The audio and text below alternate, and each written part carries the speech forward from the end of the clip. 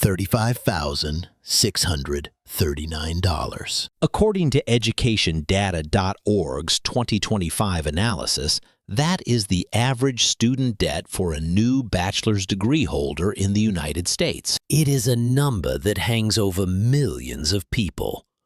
A monthly bill that feels like a shackle, preventing you from starting your real life. But the real problem isn't the 6.53% interest rate attached to that loan. The real problem is the 12.5% you are not earning because of IT.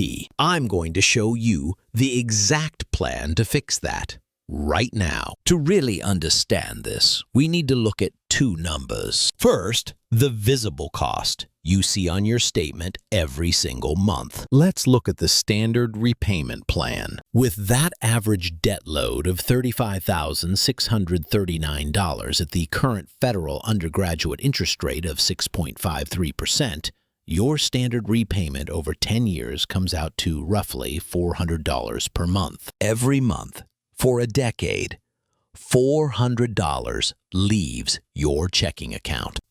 It is painful. It is annoying. And over those 10 years, you will pay the bank approximately $12,000 in interest alone. That is the number most people obsess over. They look at that $12,000 and think, that is money I am setting on fire. I need to get rid of this debt immediately so I stop losing that money. But that is the visible cost. That is the enemy you can see. We need to talk about the invisible cost, or what economists call opportunity cost. This is where the math gets interesting and, frankly, a little bit terrifying. Let's talk about Alex to make this real. Alex is 23 years old. He just landed a job as an entry-level marketing analyst. According to the National Association of Colleges and Employers, or NACE, the average starting salary for a bachelor's degree graduate in the class of 2024 is roughly $64,000. So Alex is doing well. He is earning about $5,333 gross per month. But after federal taxes, state taxes, Social Security, and Medicare, his take-home pay is significantly less. Then he pays rent, buys groceries, pays for his car, and covers utilities. At the end of the month, that $400 student loan payment feels like a massive burden. Alex is a responsible guy. He has been told his whole life that debt is bad. He believes that being debt-free is the absolute first step to financial freedom and eventually buying a home. So, whenever he has an extra $100 or $200 at the end of the month, he throws it at the loan.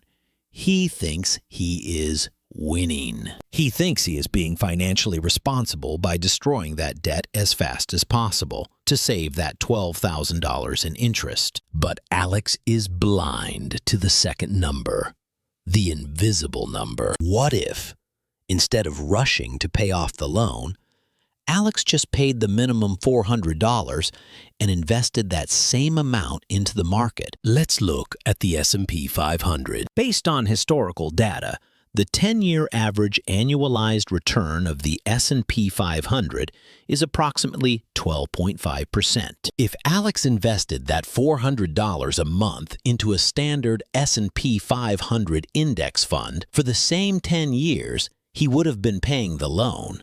That money wouldn't just disappear, it would grow. In fact, at a 12.5% return, that $400 a month would grow to over $95,000 in 10 years. This is the crucial comparison.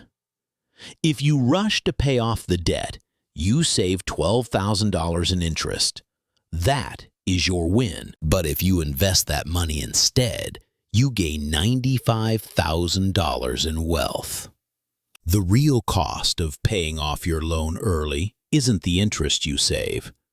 It is the $83,000 net difference you failed to build in wealth. You are stepping over dollars to pick up pennies. and you don't even realize it. This is the trap Alex is in. He is sacrificing his financial future to service his financial past. So you pay about $12,000 in interest. That stings, but it's not the real story. Let's talk about the money you're not seeing. Let's talk about how Alex fixes this. This brings us to the decision framework. You cannot make these decisions based on feelings. You cannot make them based on what your parents did in the 1990s when interest rates were different. You have to make them based on math. The core principle here is simple.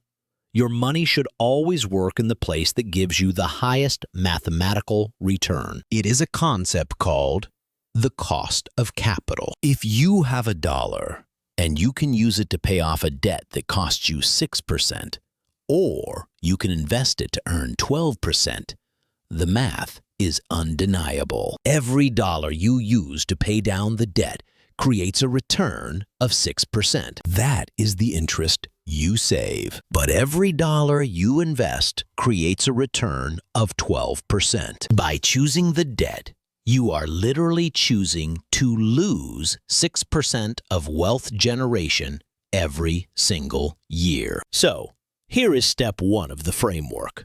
The interest rate audit. You need to know exactly what you are fighting. Log into your student loan servicer's portal right now. Do not guess.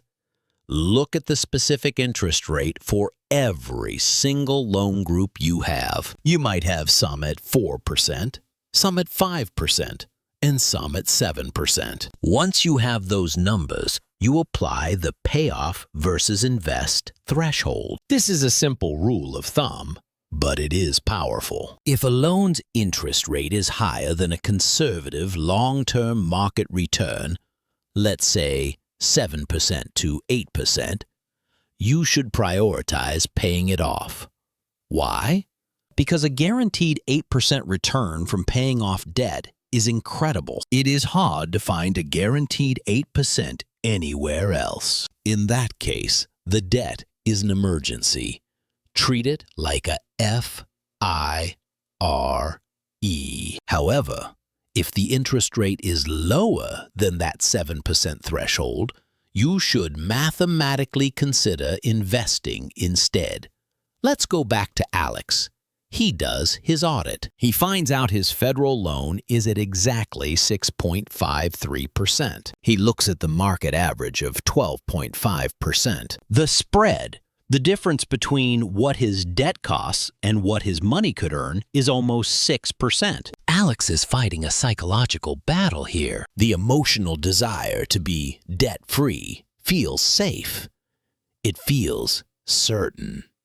The idea of investing while still in debt feels risky to him. It feels counterintuitive. He wonders, what if the market crashes? What if I lose money? That is a valid fear. But let's look at the alternatives. Even a risk-free, high-yield savings account right now is paying around 4.30% APY.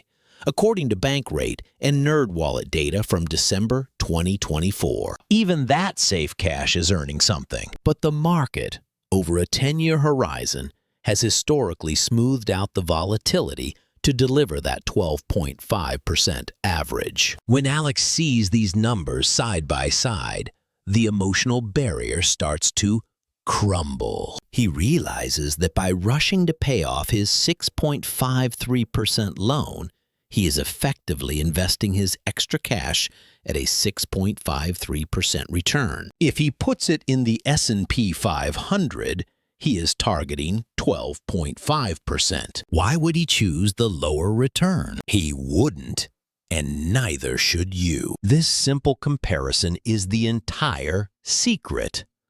But knowing it isn't enough. You need a system to execute it. Before we get to the plan, do a quick check. Comment below with high or low. Is your highest student loan interest rate higher or lower than 7%? That answer determines your next move. Okay, let's build your plan. There are only 3 steps you need to take to turn this concept into a reality. This is the exact roadmap Alex used to stop bleeding potential wealth. Step 1. Set your minimums. Go back to that audit you did. Identify every loan that is under the 7% threshold. For Alex, that is his entire $35,639 balance at 6.53%. Confirm the required minimum monthly payment. For Alex, that is the standard $400. Stop overpaying immediately. If you have been throwing an extra $50 or $100 at it, stop. Change your auto pay to the minimum amount required to stay current. This frees up cash flow. This is capital that was being deployed inefficiently, and we are about to redeploy it. Step 2.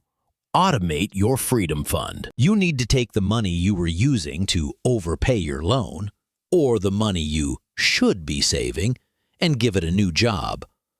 Open a brokerage account. You can use a Roth IRA if you qualify, or a standard taxable brokerage account. The vehicle matters less than the action. Alex had been squeezing his budget to pay an extra $200 a month toward his loans. He stops that. Instead, he sets up an automatic monthly transfer of that $200 into his new brokerage account. This happens on payday, automatically. He never sees the money in his checking account, so he never spends it. Step 3. Invest simply. This is where people get stuck. They think investing is complicated. They think they need to pick stocks or time the market. You do not.